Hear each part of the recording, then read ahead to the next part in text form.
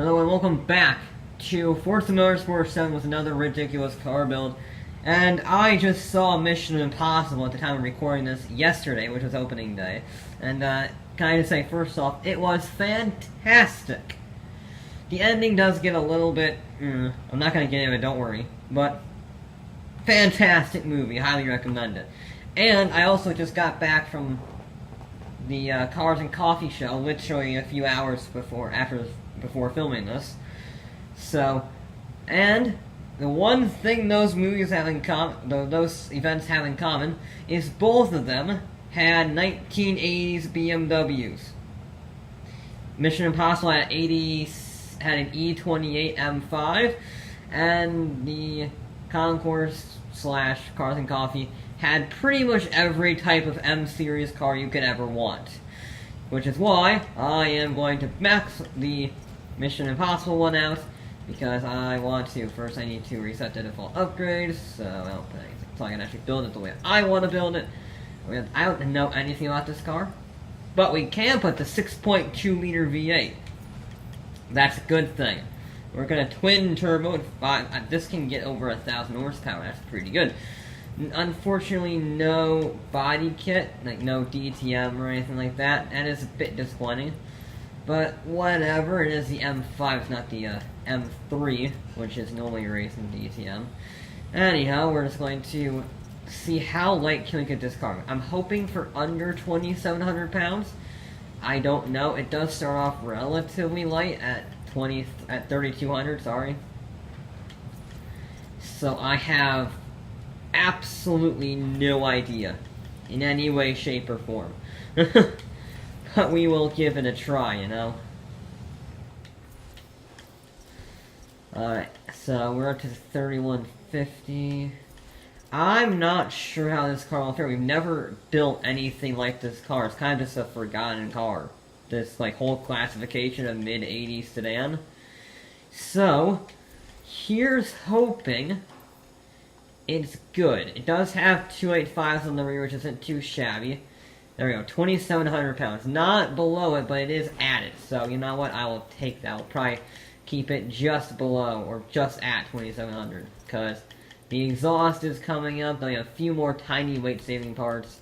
And then we have the turbo to add-on weight, and the intercooler, and the oil. So, it cancels each other out. You see, we just shaved almost 100 pounds off of that.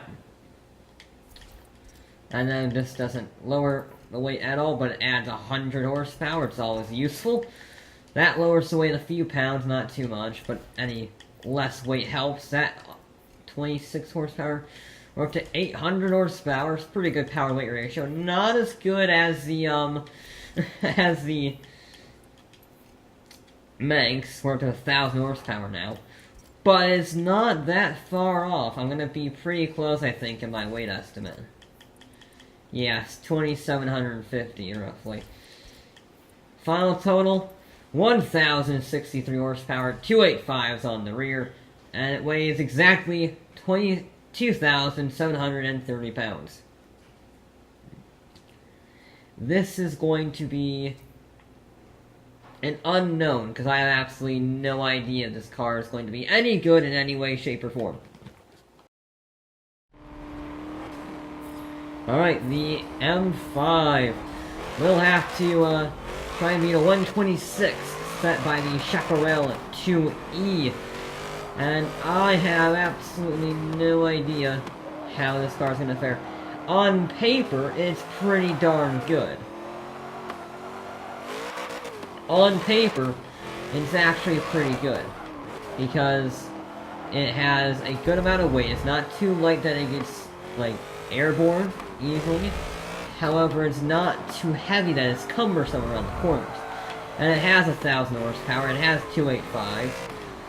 So I'm hoping that maybe it can actually do pretty well. We are still, I believe, 8 seconds off of the Chaparral in terms of the best lap time of the little build series here at Laguna. So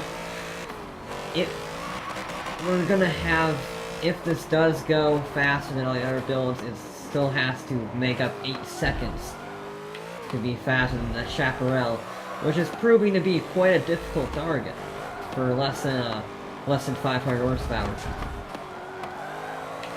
Guess that active aero wings taller than the Empire State Building really helps. But I am liking how the M5's driving is not too shabby. You do have to be a little mindful of the throttle, but not too much. You can get to full throttle pretty easily with a little bit of wheel spin, a little bit of kickback, but not too shabby. How you handle across the jump. Ooh, we get a bit twisted, we get a little bit bouncy. We have completed our mandated take a tour of the sand. Now we just have to figure out the right line over there. I have a pretty good concept of that line. It's very difficult though, because if you turn in and you miss the turn in, that's what happened there. I got bounced up on my side with a little bit of air time, so I landed awkwardly and I just went right off. Because you only have a very short period of time, and if you mess up, you're done. You get zero leeway over that hill. Absolutely zip. Turn, thank you. It does have a very minor hint of understeer, but it's not overpowering. It's not chronic, it's not too terrible. It's just there, it's kind of like tugging on your sleeve. Like, hey, be a little careful, don't be an idiot. Which, isn't too bad. We have lost a bit of time through that section. I didn't have the greatest lines in the corkscrew, but we are still up, 1.5 seconds, and we're still a fair way off of that, off of the chaparral, and this has been a pretty good run, that lap. I'm sure we had a little bit of an off, but it wasn't the worst lap I've ever had, and that was a 1:35.4. Now I'm expecting this run here, to be better. It's not going to be perfect because of the wheel spin. The sideways action doesn't necessarily help, but it's not going to destroy our run, and it's going to help by, well, not crashing. I say crashing, not going off the track on the hill. We got that line spot on. And that meant we are saving 2 seconds despite having a very sideways moment. And I was able to catch it, but that does cost us time. The more sideways you are, the more time is lost. Let's just get this lap time in. Yeah, we are getting sideways over the crest, but it's better than wheeling. It is better than wheeling, which, if you didn't see the little message at the bottom, the Manx could do 230 when you all-wheel drive swap it. Now, amusingly, the Manx can wheelie with all-wheel drive 50-50 power distribution. I didn't know that was physically possible to wheelie an all-wheel drive car, but I managed to do it somehow. That's how bad the aerodynamics are down the Mouzlon straights. So I had to put the power to be 60-40 and the front aero to be at maximum. And now it's just about able to keep it on all 4 wheels. There we go, that's a perfect run. 1:34.45. I thought that was identical. Okay, I don't know why. I don't know. Well, let's see how this lap is, because I didn't spin, I didn't get any wheel spin. I got some wheel spin there, but that wasn't sideways, that was just getting all the power down. That wheel spin is fun, I can deal with that wheel spin, that's not too shabby, actually. And we're up almost another second. Thanks to not spinning the rear tires up like a madman.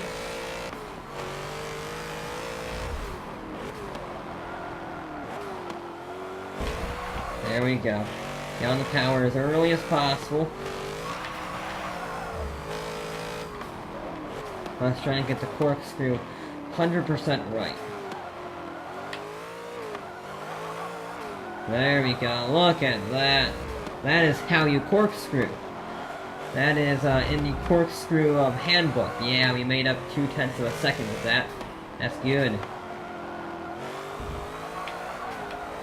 Ooh, that was cutting it fine. That was cutting it real fun on the second to last lap. There we go. Come on, what's it gonna be? It's gonna be a 1:34.9. Ooh. And flag laps will count if this lap is faster. And this lap is going to be maximum attack, just flat out. Of course, I think the lap is done because I just ran wide. I think the lap is pretty much done unless I get a magical middle sector and end sector. And that's a big if, because everything else has been relatively solid.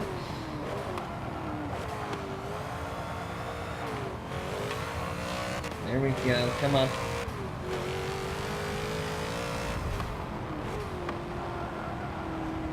Push it, come on. It's cutting it close, keep going, keep going. Hey, we made up time. We have made up time. Now, perfect line through the corkscrew. Don't put on the power too early down there. It is incredibly bumpy. There we go. Come on, come on, come on, come on. We're making up more time. I don't know how that's possible. We're making up over half a second.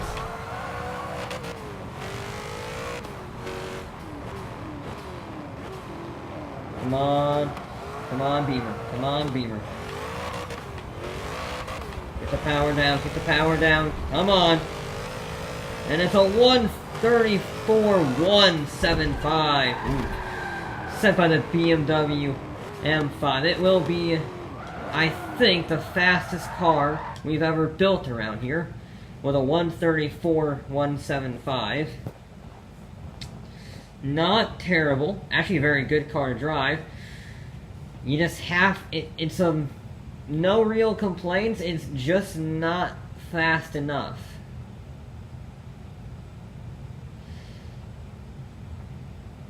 It's just not fast enough. But now we must see how fast it will go in a straight line. Now, the M5 has to go as fast as possible while looking like a bit of a brick. I don't know how this is gonna work. But it says it can go 231 miles an hour, which would be quite impressive. If it did actually go that fast, that would be like Focus RS, ACR Viper fast, which is pretty darn impressive. Up to 170, 180, it seemed to be drag limited though. Because as much as I tuned the gearing, I couldn't get past 231. So, I think that might be drag limited. But we shall see. 220, 225, 26. Come on. I'll bounce off the limiter. 227, 28. Come on, get 230. Get 230. 28. Come on. 29. Come on. I'm not gonna make it. Well, we deal with the bumps fantastically well, at least. That's always a good thing. The last few cars have not been so good on the bumps. I'm looking at you, Myers Manx and Subaru 360. No, that Subaru wasn't too bad, was it? Anyway, M3, 229 miles an hour is very good. I think that ties the Ice Charger. I don't remember though. And it's around the Ice Charger area. It's around the Honda Odyssey, Dodge Omni. It's a bit higher than that, I think. So yeah, it's on par. It's not really excelling, but it is doing a pretty solid job. I think the statement comes true. BMW never reinvents the wheel. They just make the best wheel. And, well, the M5 here is certainly a very good car, despite having 1,000 horsepower. But, there you go. That's it for this episode of Forza Motorsports, and I'll be back with more.